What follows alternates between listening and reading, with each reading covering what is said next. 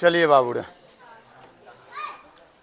सबसे पहले आज अनाउंस करना था बेसिक बैच का। बेसिक बैच शुरू हो चुका है, जिसका सिलेबस डिस्कशन आज हम करवा देंगे, ठीक ना। ऑन कैमरा नहीं करवाएंगे, पहले इसको बताते हैं, उसके बाद टाइमिंग सबको पता है। टाइमिंग वही रहेगा, आप लोग को बताए हैं 8 बजे से 8 से 9 बजे तक, वही 8-10 तक का स्टार्ट कर देंगे, 8-10 से 9 बजे तक। 45 से 50 मिनट के बेसिक बैच जाएगा, जिसमें से क्या क्या चलेगा, इंग्लिश चलेगा, और संडे को इंग्लिश संतोष सर लेंगे। संतोष सर कैसा पढ़ाएं आप लोग को? सही रहा ना, अच्छा पढ़ाते हैं और पुराने टीचर हैं, ऐसा नहीं कि नए टीचर हैं। उसके बाद सिकंदर सर को उम्मीद है साइंस देंगे और हम मैथ लेंगे। ऐसे करके आपको पूरा बेसिक बैच को कंप्लीट किया जाएगा, ठीक है। बेसिक बैच चलेगा लगभग 3 मंथ, जिसमें से मैथ, साइंस और जीके जीएस कवर किया जाएगा, ठीक ना। जीके जीएस में आ जाएगा 9th तक का एसएसटी, 6ठा से लेकर 9वां तक का एसएसटी आ जाएगा, 6ठा से लेकर 9 तक का हिंदी आ जाएगा, उसी में 6ठा से लेकर 9 तक का आपका आ जाएगा साइंस आ जाएगा, है ना। तो ऐसे करके आपका पूरा जीके जीएस भी क्लियर किया जाएगा। तो ये बैच क्या फ़ी है, क्या नहीं है, सब चीज़ आपको बता दिया गया है, क्या इसका कंडीशन है, क्या क्राइटेरिया है। तो चलिए ज़्यादा इस पर चर्चा ना करते हैं, ज़्यादा समय आप लोग को ना लेते हैं, आगे बढ़ाते हैं। आगे आज डिस्कशन करने वाले थे, एक हफ्ता में जितना भी क्लास हुआ है उसका डिस्कशन क्लास हम बताए थे आप लोग को कि बीच बीच में जो होगा, कुछ बच्चे हैं जो कि अभी ऑफ़र चल रहा था एडमिशन लिए, जो अभी 25 तक ऑफ़र है, एडमिशन लेंगे तो सही है। मान लेते हैं कुछ बच्चे ऐसे भी हैं जो कि एडमिशन चाहते हैं कि कम पैसा में मेरा काम हो जाए, तो ऑफ़र सही चलता है तो ऑफ़र में आ जाता है, तो ठीक है। जो ऑफ़र में ना आते हैं 25 के बाद जो इसका नॉर्मल चार्ज हो, आप लोगों का चार्ज लगेगा। लेकिन कुछ बच्चे ऐसे हैं जो चाहते हैं कि हमारा पैसे ना लगे, है ना। कुछ बच्चे ऐसे भी हैं जो चाहते हैं कि पैसा लगवे ना करे, फ्री में हमारा काम हो जाए, है ना।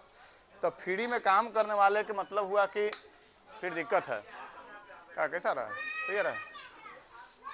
तो जो चाहते हैं कि फ्री में काम हो जाए, तो उनके लिए कभी कभी लंगर, समझते हैं लंगर ना, भोज वोज, हाँ, तो लंगर के तौर पे कभी कभी चलते रहेगा, ठीक ना। रिवीजन क्लास चलते रहेगा हमेशा, संडे के संडे वाला, और बीच बीच में रिकॉर्डिंग डालते रहेंगे, ठीक ना। लेकिन पूरी तरीके से सिलेबस कवर करना है, तब आपको इसके लिए कोचिंग में आना ही होगा, है ना। जो बच्चे अब्सेंट करते हैं उससे बड़ा गधा कोई नहीं है ना। वो गधों के हेड है, पैसा देकर अब्सेंट करता है, तो उससे बड़ा गधा कौन हो सकता है। देखो आज कितना अब्सेंट है, आज हमारे दोनों दीदी गायब है ना। एगो कौन हो गई, एगो ये नंदिनी, राजनंदिनी नाम है ना, एगो और दीदी कौन है। भगवान करे कि सबके बिन पढ़ले विद्या आ जाए, है ना। अभी तक तो ऐसा हुआ नहीं है, लेकिन हो सकता है। चलिए आगे बढ़ते हैं और रिवीजन करते हैं। 9th का बायोलॉजी कहाँ तक ये चैप्टर गया था, ये चैप्टर पूरा खत्म नहीं हुआ है। एक हफ्ता में 3 क्लास लिए हैं, 3 क्लास में कितना रिवीजन करवाएं इसका देख लेते हैं। चलिए सबसे पहले बायोलॉजी है क्या। बायोलॉजी हम बताते हैं, बायोलॉजी बाबू रे और अस्तु जब पहली बार बायोलॉजी का जनक कहलाते हैं, जो बायोलॉजी के बारे में बताएं, तो अरस्तु एक बात बोले थे उस समय, और अरस्तु को ही बात पता नहीं था। बोले क्या थे कि बायोलॉजी जो है, बायोलॉजी में हम लोग जीव जंतु के बारे में अध्ययन करते हैं, है ना। और जीव जंतु जानवर ये सब के बारे में अध्ययन करते हैं। लेकिन जब अरस्तु बहुत ज़्यादा रिसर्च इस पर हुआ, थियोफ्रेटस वगैरह हैं, तो फिर वो लोग पता किए, तो पता लगा कि नहीं, जीव जंतु के अलावा भी हम लोग रिसर्च कर सकते हैं, जिसको भी बायोलॉजी के एथी में रख सकते हैं। तो वो आ गया पादप जगत। तो हम लोग जानते हैं कि बायोलॉजी के 2 पार्ट में डिवाइड किया गया है, एक होता है जंतु जगत, एक होता है पादप जगत। और बायोलॉजी के पिता किसको कहा जाता है, अरस्तु को। तो इस तरह से पादप जगत, जंतु जगत को हो गया, इधर रिकॉर्डिंग पर है, ठीक ना। आगे बढ़ते हैं, पादप जगत और जंतु जगत। तो जो डाउट होगा उधर सर से पूछ लीजिएगा, ठीक ना। इधर क्लास लेके आएंगे तो बताएंगे। तो इसमें देखते हैं, आप लोग का चैप्टर का डिस्कशन करवाए थे। चैप्टर में क्या था, कोशिका पढ़ना था, उत्तक पढ़ना था, जीवों में विविधताएं और अवस्था एवं मतलब स्वास्थ्य एवं रोग। तो अभी चल रहा था आपका कोशिका। कोशिका के पढ़ने से पहले बायोलॉजी का कुछ इतिहास बताए थे, कोशिका का कुछ इतिहास बताए थे, कौन कौन लोग आए, कौन कौन क्या खोजें, है ना, तो उसके बारे में बताते हैं। उसके बाद क्या बताए थे, उसके बाद बताए थे जीव विज्ञान किसे कहते हैं। जीव विज्ञान किसे कहते हैं बाबूरे? लेकिन सभी ने फेयर लाए कि ना लाए हैं? आज बोले थे कि फेयर भी चेक करेंगे, है ना। तो जीव विज्ञान में क्या लिखे हैं तुम दिखाइए। जीव विज्ञान किसे कहते हैं? अच्छा तू ही खड़ा हो जा बबनी, जीव विज्ञान किसे कहते हैं?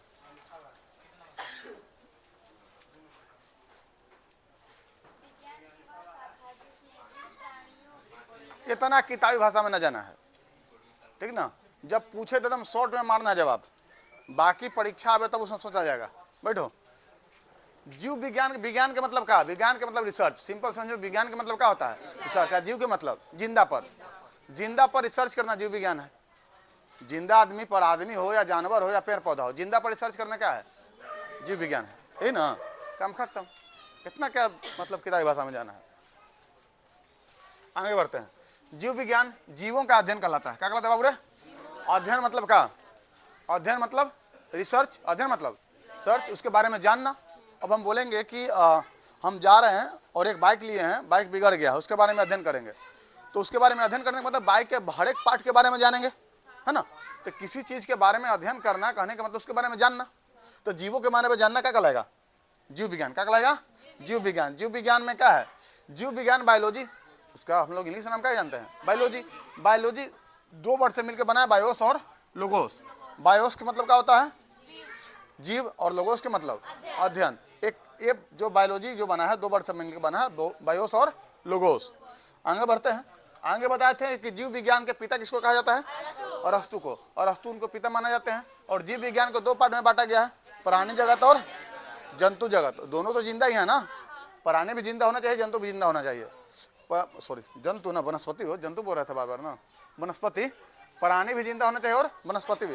प्राणी में एनिमल, एनिमल जैसे हम लोग भी एनिमल है ना, बस हम लोग ज़्यादा दिमाग वाला एनिमल है।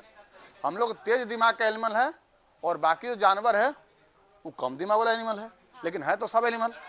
वो चार गोड़ पर चलता है, हम दो गोड़ पर चलते हैं, बस इतना ही का अंतर है ना। लेकिन पैदा होते तो हम लोग भी चार गोड़ पर चलते हैं, है ना। बाद में दिमाग आता है कि नहीं बस चलना नहीं जाता, इसे खाया जाता है, तब हम लोग खाना शुरू करते हैं, धोना शुरू करते हैं ना, सब करना शुरू करते हैं। तो कहने का मतलब हम लोग तो एनिमल हैं। तो प्राणी जगत कहने का मतलब इसमें पूरा आ जाएगा एनिमल, और इसमें कौन आ जाएगा? वनस्पति। मतलब क्या? पेड़ पौधा, फूल उल के बारे में हम लोग जानेंगे, है ना। पेड़ पौधा के बारे में, पेड़ में कैसे जनन होता है, कैसे पेड़ से फल बनता है, इस के बारे में जानेंगे। आगे बढ़ते हैं। आगे कहता है वनस्पति विज्ञान। वनस्पति विज्ञान क्या है? अभी तो बना है, अभी बताएं। विज्ञान के मतलब रिसर्च करना, सिंपल समझो। विज्ञान के मतलब क्या? रिसर्च करना। तो रिसर्च करना कहने के मतलब अगर जीव पर रिसर्च करेंगे तो जीव विज्ञान, वनस्पति पर रिसर्च करेंगे वनस्पति विज्ञान। और वनस्पति मतलब पेड़ पौधा पर रिसर्च करना। पेड़ पौधा में फल कैसे लगता है, फूल कैसे लगता है, आखिर पेड़ में काट देते हैं तो सूख कहा जाता है, पेड़ के पत्ता गिरने के बाद सूख कहा जाता है, पेड़ में ऊपर पानी कैसे जा रहा है, आखिर पेड़ को धूपा नहीं मिल रहा था, पेड़ पीला कैसे हो जा रहा है, इस सब के बारे में अध्ययन तो करना है। बस समझ गया? जाइलम क्या है, फ्लोएम क्या है, खाना कैसे बन रहा है, उसमें खाना बनाने के लिए क्या क्या जरूरी है, इस सब के बारे में अध्ययन करेंगे। तो कहने का मतलब वनस्पति के बारे में अध्ययन करना क्या कहलाएगा? वनस्पति विज्ञान। क्या कहलाएगा? वनस्पति विज्ञान। आगे बढ़ते हैं। वनस्पति विज्ञान का अर्थ होता है पेड़ पौधे का अध्ययन। क्या होता है? और इसको हम लोग बोलते क्या हैं? बोटनी। बोलते क्या हैं? बोटनी। वनस्पति विज्ञान को बोटनी। और बोटनी कहने का मतलब कि ये इंग्लिश वर्ड हो गया, इसका मतलब यही है कि वनस्पति विज्ञान, यानी हम लोग किसके बारे में अध्ययन करेंगे? पेड़ पौधे के बारे में। और बोतल के बारे में ना हो, क्या है बोतल, अरे पेड़ पौधे के बारे में। किसके बारे में? बोटनी है, बोतल ना है। आगे वनस्पति विज्ञान के पिता कौन कहते हैं? थियोफ्रेस्टस। कौन है? थियोफ्रेस्टस। बात समझ गए? ये वनस्पति विज्ञान क्या है? पिता है। सबको तो लिखवे किया है, सब लिख लिया है ना, फिर सबको हो गया ना। फिर इसलिए जरूरी है कि जब सिलेबसवा कंप्लीट होगा तो बार बार चाहिएगा कि सर लिखवेबे करेंगे, तब फिर रिवीजन अच्छा से नहीं हो पाएगा। तो जैसे सिलेबस कंप्लीट होगा तो जो फेयर रहेगा उस फेयर पे एकदम आराम से मस्त सुना सुनी चलेगा, और दे दनादन, है ना, मार धार एक्शन से भरपूर। बात समझ गए? तो इसीलिए फेयर सबके कंप्लीट होना चाहिए। आगे, और जैसे ही एक के थी आपका कंप्लीट होगा एक चैप्टर, अगले टेस्ट हो जाएगा। आगे बढ़ते हैं। प्राणी विज्ञान। प्राणी विज्ञान कहने का मतलब प्राणी के बारे में मतलब आप कैसे खा रहे हैं तो पच काहे जा रहा है, नहीं पचा तो काहे नहीं पचा, है ना। सांस ले रहे हैं, सांस नहीं ली तो मर काहे गए, है ना। तो कहने का मतलब चल रहे हैं, चलते चलते थक काहे जा रहे हैं, बोलते बोलते काहे थक जा रहे हैं, और थक जा रहे हैं तो आखिर पानी पीने पर एनर्जी कहाँ से आ जा रहा है। तो हर चीज़ के बारे में, जीव के बारे में, जीव इतना कर कैसे रहा है, इसके बारे में अध्ययन करने का कहलाएगा जीव विज्ञान। क्या कहलाएगा? प्राणी विज्ञान है जीव विज्ञान। बात समझ गए? आगे बढ़ते हैं। प्राणी विज्ञान का अर्थ होता है पशु पक्षी जानवर, सिंपल समझो जीव जगत, ठीक है ना। पशु पक्षी जानवर कीट पतंग मनुष्य, ये सब क्या है? प्राणी विज्ञान का हिस्सा है। क्या है? प्राणी विज्ञान। वो मक्खियों की सब यही में आ जाता है, ठीक है ना। ये मत समझना कि मक्खियों की अलग है, वो जानवर नहीं है, सब यही में आ जाता है। कीट पतंग मछली उछली सब, बात समझे? आगे बढ़ते हैं। प्राणी विज्ञान जिसको हम लोग बोलते हैं क्या? जूलॉजी। जूलॉजी किसे बना है? Join plus logos. अब एक क्या होता है? जानवर। जानवर प्लस मतलब जानवरों का अध्ययन। लोगोस मतलब क्या होता है? अध्ययन। तो जानवरों का अध्ययन क्या कहलाता है? प्राणी विज्ञान। क्या कहलाता है? प्राणी विज्ञान। ये कैसे लिखा गया था? वो पक्का का था, कोई ना कोई डिस्टर्ब किया होगा तभी ऐसा लिखाया है। बकलोलिया को डिस्टर्ब की होगी, खनिया ये सब देखते रहती है। हर से दीर्घ, हर से दीर्घ देख पाओ रे। हम ग्रामर के टीचर थोड़ी हैं हिंदी के, एकदम एक एक हिंदी सटीके लिखा जाए, है ना। हिंदी गड़बड़ हो सकता है हर से दीर्घ में, पक्का बोला होगा तो हम चढ़ा दिए, दो चार गोढ़ा दिए होंगे। चलिए, प्राणी विज्ञान के पिता किसको कहते हैं? अरस्तु को। आगे, कोशिका के अध्ययन को क्या कहते हैं? कोशिका विज्ञान। कोशिका के अध्ययन को कोशिका विज्ञान। अच्छा, कोशिका क्या है? जिस तरह से तुम्हारे घर को बनाने के लिए ईंट की जरूरत होती है, उसी तरह से तुम्हारे शरीर को बनाने के लिए कोशिका की जरूरत है। बिना ईंट के घर नहीं बन सकता, उसी तरह से बिना कोशिका के तुम्हारा शरीर नहीं बन सकता है। बात समझ गए? लेकिन बहुत सारा कोशिकाएं मिलकर ऊतक बनाते हैं, और ऊतक का अलग अलग पार्ट होता है। ऊतक ऐसा नहीं कि एक होता है, ऊतक सब अलग अलग होता है। आपका मतलब मान लेते हैं कि ये हाथ का टिश्यू है, तो हाथ का टिश्यू अलग है, ऊतक अलग है। ये आपका पैर का ऊतक अलग है, ये आपका ये कपाल का ऊतक अलग है, ये आपका जो गाल है उसका ऊतक अलग है, नाक का ऊतक अलग है ना। हर चीज़ का ऊतक अलग है, जीभ का ऊतक अलग है। तो सब अलग अलग एक सिस्टम होता है। बात समझ गए? वो जाके उसी के साथ जुड़ेगा। प्लास्टिक सर्जरी में लोग इसको बहुत रिसर्च करता है कि कहाँ के चाम काट के कहाँ लगा दिया जाए, है ना। आगे बढ़ते हैं। ये बताए थे कि जैसे ईंट से आपको बनता है, मतलब इकाई मतलब क्या है? यूनिट। यूनिट मतलब क्या समझते हैं? यूनिट मतलब क्या समझते हैं? यूनिट मतलब होता है कि एक तरह से परिवार। सिंपल समझो तो से क्या है? परिवार। आपके गांव देहात में देखे होंगे कि गांव देहात में आपका अगर घर हो तो वहाँ पे एक छोटा सा अस्पताल होता है, क्लिनिक टाइप के। और वहाँ पे क्या होता है? वहाँ पे होता है ऑपरेशन भी हो जाता है, दवा भी मिल जाता है, लगभग काम हो जाता है। लेकिन ज़्यादा हाई फाई बजाना है तो शहर में आने पड़ता है। तो छोटे छोटे जो आपको दिख रहे हैं, जहाँ पे छोटा छोटा हर काम हो रहा है, तो एक तरह से यूनिट का काम कर रहा है। किसका काम कर रहा है? उसी तरह से एक परिवार होता है। परिवार में देखता है कोई बदमाश भी होता है, कोई अच्छा भी होता है, कोई कमाता है तो कोई घर संभालता है, कोई बर्तन चौका करता है, कोई मतलब बच्चा खिलाता है ना, कोई बच्चे को पढ़ाता है। तो ये सब जो परिवार मिल के एक तरह से समूह जो बनाए हुए हैं, आपस में एक अपना अपना काम बांटे हुए हैं, तो पूरा परिवार एक तरह से क्या कहलाएगा? यूनिट। क्या कहलाएगा? उसी तरह से कोशिका का भी एक परिवार होता है। तो कोशिका का जो परिवार है, कोशिका के अंदर जो परिवार होता है उसको बोलते हैं कोशिकांग। क्या बोलते हैं? कोशिकांग। और कोशिकांग जो होता है, सब कोशिकांग का अलग अलग काम है। कोशिकांग में हम अलग अलग पार्ट बताए थे, mitochondria, lysosome, ribosome, endoplasmic reticulum, vacuoles, ये सब बताए थे ना। ये सब का अलग अलग काम है। आगे बढ़ते हैं। ईंट, दीवार, कमरा, ये सब घर बताए थे कि जैसे जिस तरह से ईंट से दीवार बनता है, दीवार से कमरा बनता है, कमरा से घर बनता है, उसी तरह से कोशिका से ऊतक बनता है, ऊतक से अंग बनता है, और अंग से अंग तंत्र बनता है, फिर शरीर बन जाता है। बात समझ गए? तो जिस तरह से ईंट का अहम योगदान है आपके घर को बनाने में, उसी तरह का कोशिका का अहम योगदान है आपके शरीर को बनाने में। बात समझ गए? आगे बढ़ते हैं। आगे चलते हैं। बताए थे कि बाबू रे, हमारे कोशिका में ये जो है आपको दिख रहा है LMRVCERGN।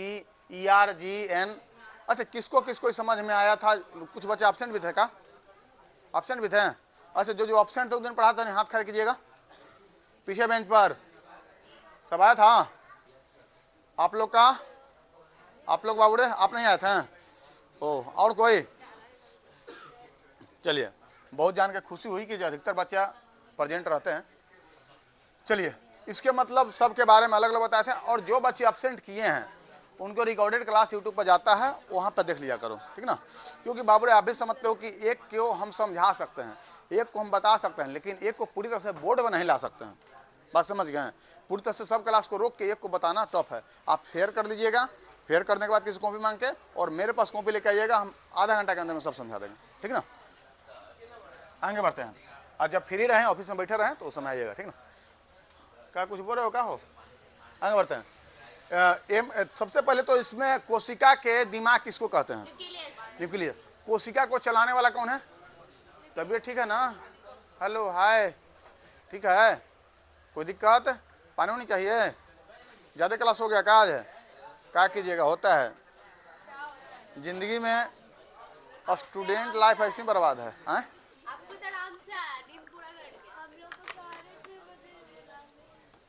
देर आए दुरुस्त हैं, 10-15 में छोड़ जाएं, है ना। चलिए आगे बढ़ते हैं। हाँ, न्यूक्लियस। न्यूक्लियस को क्या कहते हैं? कोशिका का दिमाग। कोशिका का दिमाग। लइकन परेशान रहता है कोचिंग से कि हमार कोचिंग सिलेबस ख़त्म नहीं किया है। कोई कहता है कि हमार कोचिंग से मतलब कम पढ़ाया जा रहा है, और यहाँ से लोग परेशान रहता है कि इतना क्या पढ़ाते हैं, ठीक ना। सुबह से सिकंदर से क्लास ले रहे थे, उसके बाद हाँ उधर देख, ये गधा बैला करा समोसा मंगवाए, लग रहा है जैसे कि पार्टी में आए है। समोसा मंगवाइए ना। तो खुद सोचो कि अच्छा तुम्हें खुद खाना होगा तो आराम से 10 रुपये का समोसा में काम चल जाएगा, और हमें खाना होगा तो लगभग 60-70 बचा के खिलाना पड़ेगा। बात समझ रहे हैं? कितनों कम तो सीनियर लोग को तो खिलाएंगे ना, हो जो 6 से ऊपर के वो लोग तो खिलाएंगे। तो हमको एक समोसा तो लोग खिलाने के लिए कितना बजट बनाना पड़ेगा, समझ रहे हो? हाँ, तो फिर इसीलिए समझ बूझ कर थोड़ा आगे बढ़ते हैं। न्यूक्लियस। न्यूक्लियस को क्या कहते हैं? कोशिका का दिमाग। कोशिका के पावर हाउस किसको कहते हैं? माइटोकॉन्ड्रिया। बोलते हैं ना, माइटोकॉन्ड्रिया कोशिका में एनर्जी का काम करता है, भर भर के एनर्जी देता है ना। इसमें क्रेब्स चक्र चलते रहता है, जिसको हम 38 एटीपी बोलते हैं, है ना। 38 एटीपी क्रेब्स चक्र बोलने बताएंगे, हालांकि अभी आप लोग को आगे आएगा पढ़ने के लिए। उसके बाद राइबोसोम। राइबोसोम का काम है प्रोटीन का भर भर के निर्माण करो, प्रोटीन निर्माण करो, बॉडी तंदुरुस्त होगा, है ना। उसके बाद वैक्यूल्स। वैक्यूल्स का काम है पानी को क्या करो? स्टोर करो, पानी को स्टोर करो।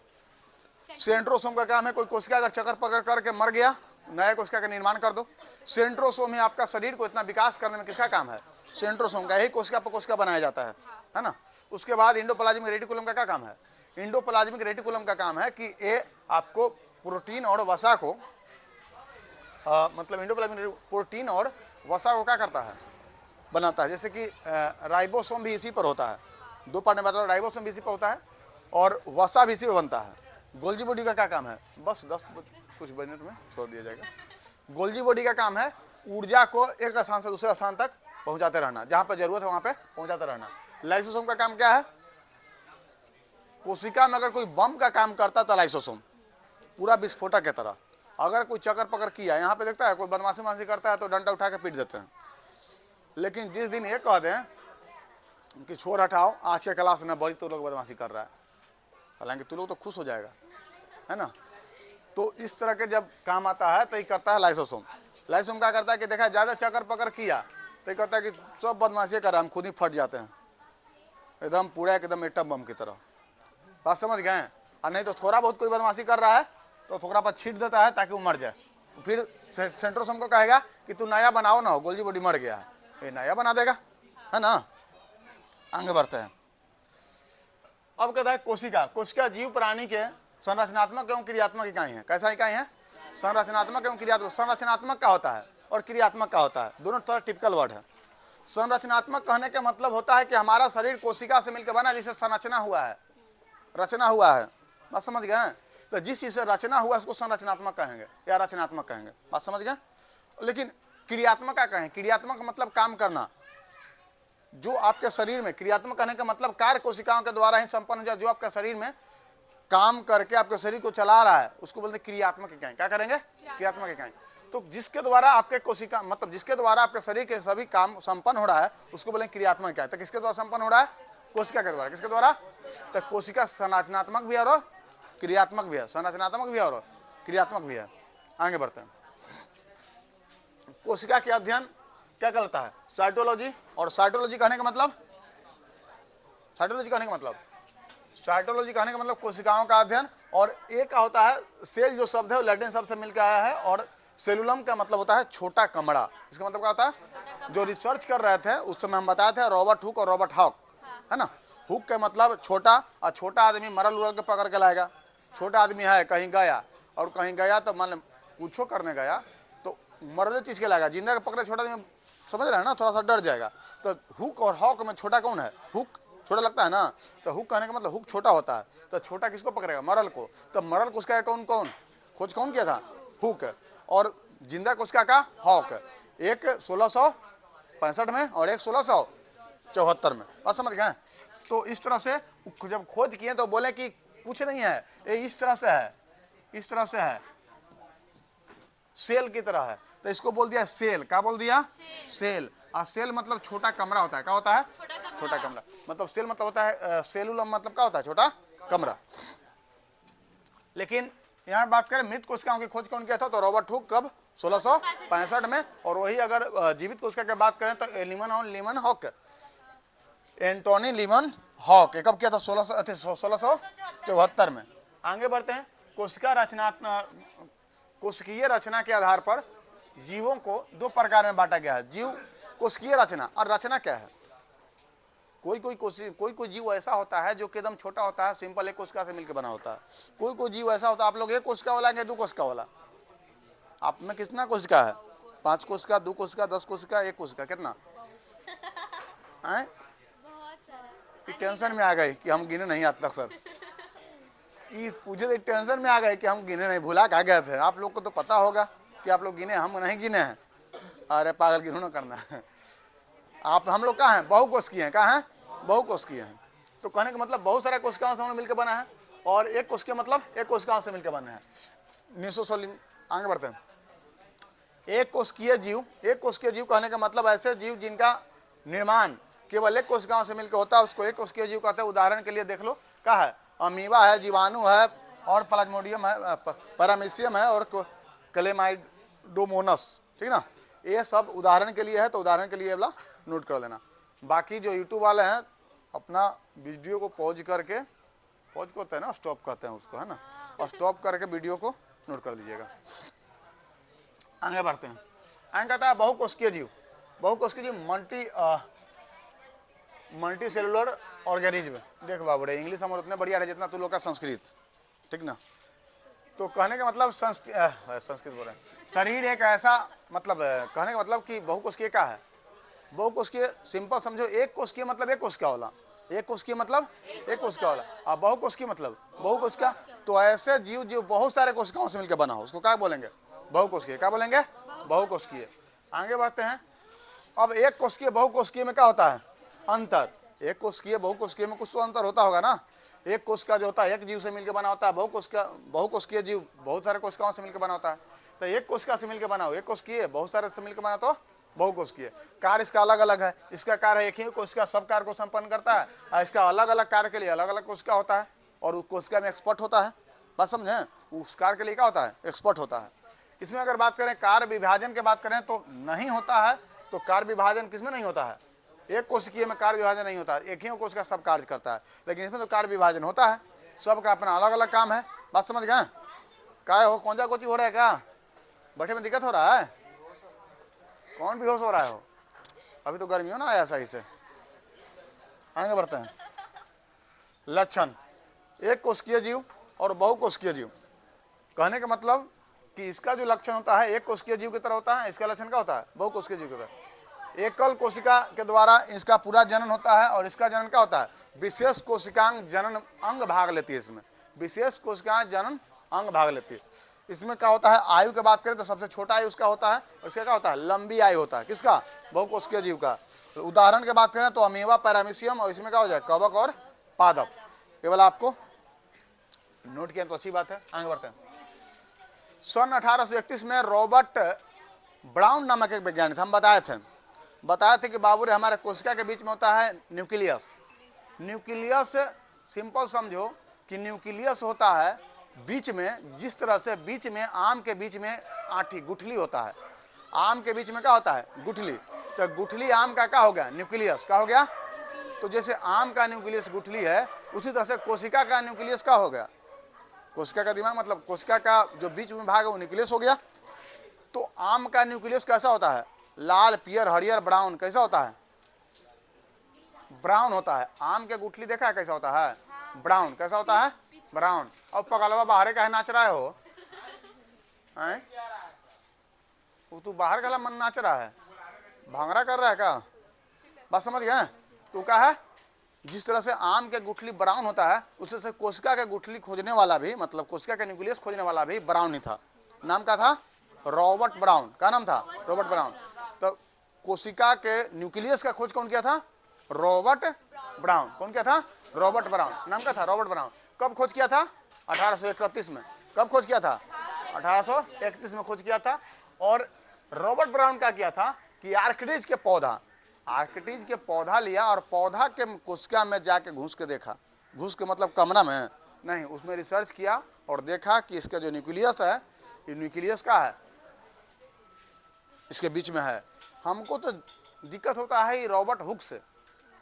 ये रॉबर्ट हुक अगर चुपचाप जब खोजा था मरल कोशिका का, तो जिंदा खोज देता, और जब जिंदा खोजा तो लगले उसमें का है वो खोज देता। तो ये को खोज के आराम करने लगा, और जब तक कोई और खोज दिया, इतना नाम पढ़ने पड़ रहा है ना। तो कहने का मतलब क्या भाई, तो पढ़ना ही पड़ेगा, इतना टेंशन क्या ले रही है तू, पढ़ना ही पड़ेगा, है ना। एक तो आगे बढ़ जाती है, ऊपर से एकदम सुथनी सर मुँह लटकले रहती है कि बड़ा टेंशन है। आगे बैठिए तो पूरा एकदम चहल पहल में रहो, ताकि हमरो एनर्जी मिलते रहे। अभी तू ये लोग है, देखो लड़का लोग है, आगे बढ़े कितना खुश है, ऐ लोग रहा है, ये देखो गधा सूत रहा है। अब बाल तो तोर भाग रहा है, तिरछैया हो, का है हो, ठाकुर मर गया का तोर, हैं? जिसे कटवाते हो अभी जिंदे है ना, तो जाके कटवाओ, गधा कहीं के। ऐसे लग रहा है जैसे कि हनी सिंह के दामाद बनने जा रहा है, गधा कहीं के। आगे बढ़ते हैं, पुरकिंजे सांद्रे, कौन बाबूड़े, पुरकिंजे ने सन 1839 में, कब बाबूड़े, 1839 में कोशिका के अंदर पाए जाने वाले जो लिक्विड होता है, लिक्विड क्या बाबूड़े, लिक्विड, जिसको बोलते हैं तरल द्रव्य, उसको क्या बोलते हैं, उसको बोलते हैं अर्ध तरल, अर्ध तरल। बात समझ गए, लिक्विड थोड़ा गाढ़ा टाइप का होता है, वो लिक्विड का खोज किए थे कौन, क्या नाम था उनका, पुरकिंजे। क्या नाम था, पुरकिंजे। क्या नाम था, पुरकिंजे। वो ये बताए थे कि कोशिका के जो अंग है उस सब के बीच में अगर द्रव नहीं रहेगा तो ढचक पचक जाएगा। तो उसमें एक द्रव डाला हुआ है, उस द्रव के बारे में सबसे पहले कौन बताया, पुरकिंजे। आज इसको हम लोग क्या बोलते हैं, कोशिका द्रव। क्या बोलते हैं, कोशिका द्रव। और कोशिका में द्रव को कोशिका द्रव, और न्यूक्लियस में द्रव को न्यूक्लियस द्रव। क्या बोलते हैं, न्यूक्लियस द्रव।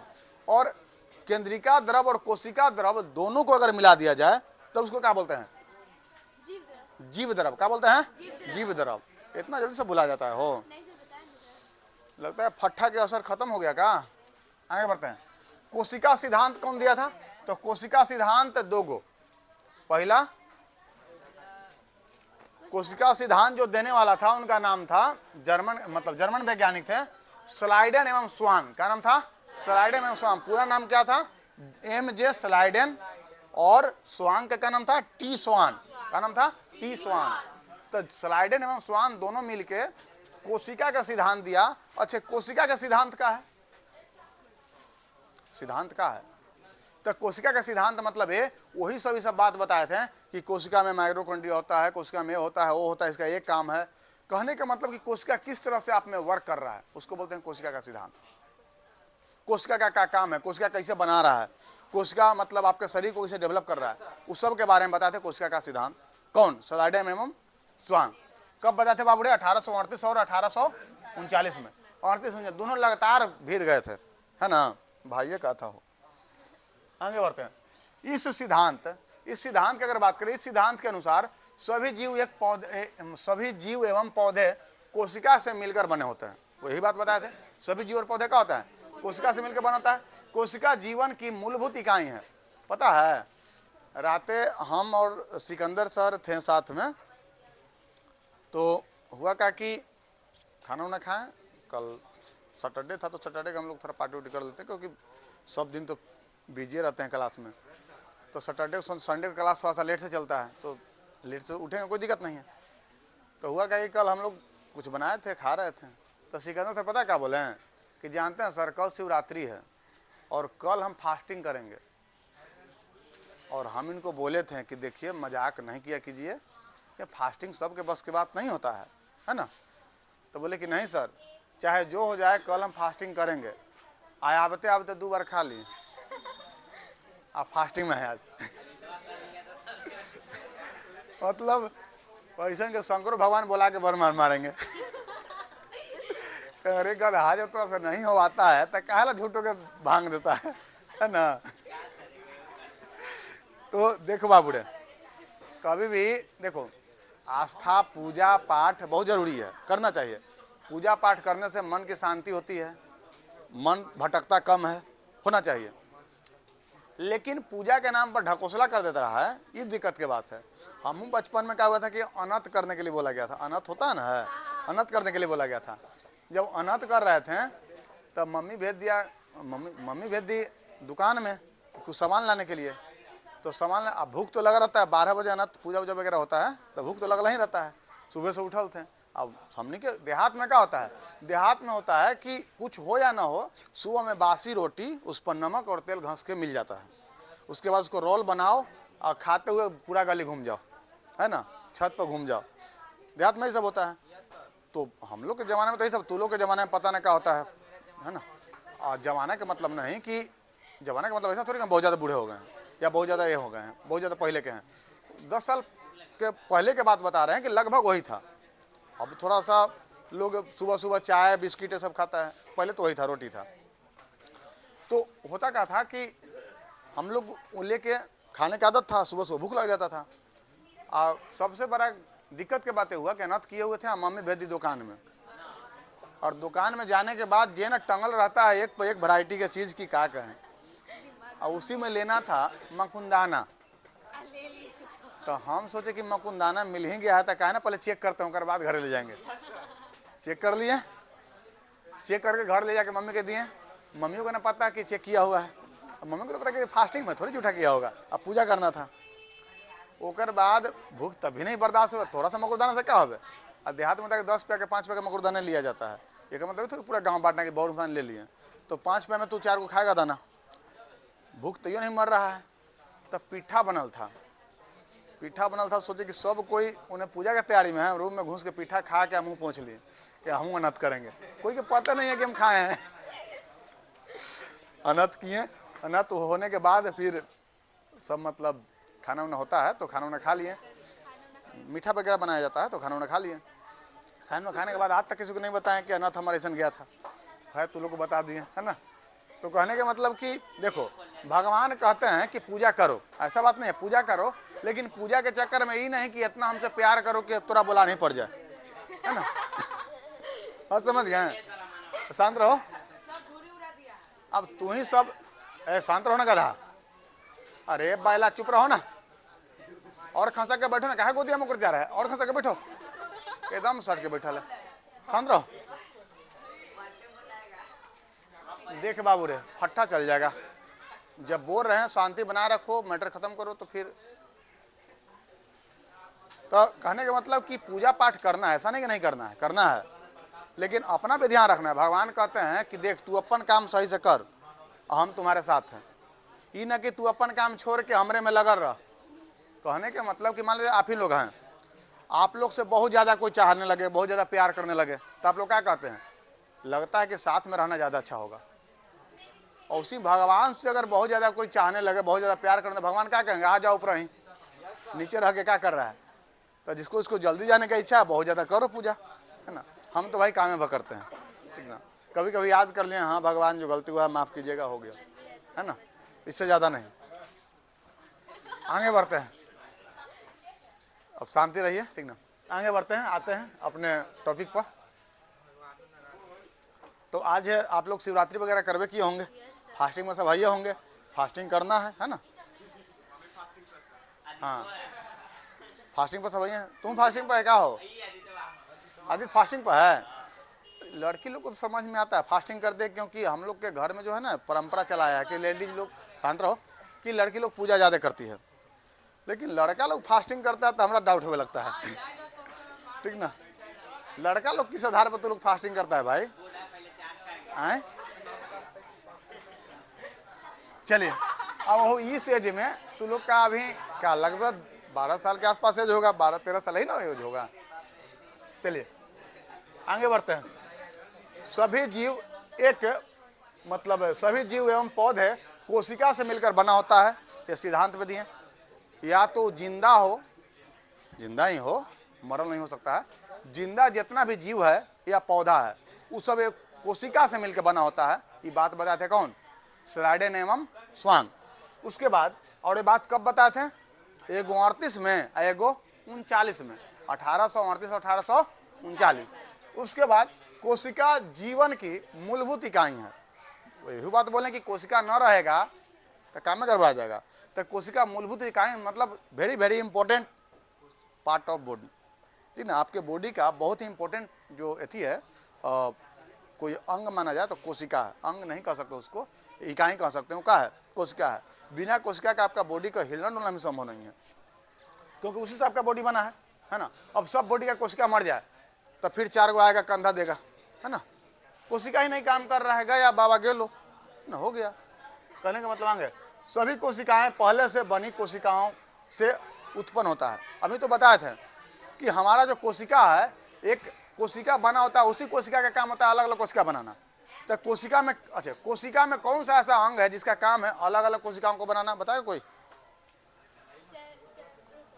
सेंट्रोसोम। कौन बाबूरे? सेंट्रोसोम। बाकी लोग अल है अध्याय समाप्त होने पर शादी लेवे होता ना है, कथा उथा सुनने जाते हैं, जाने के बाद वहाँ पे होता है, मान लेते कि 8 अध्याय 10 अध्याय तक चलने वाला है पूजा, तो वहाँ होता है अष्टम अध्याय समाप्त, शंख फुकाया और सबकी कटोरी लेके खा हमरो। तो बाकी लोग प्रसादी ना लेने आए हैं, जब पूछते हैं तो बताया कीजिए। आगे सभी कोशिकाएं पहले से बनी कोशिकाओं से उत्पन्न है, और उसके बाद उपचय संबंधी क्रियाएं कोशिकाओं से होती है।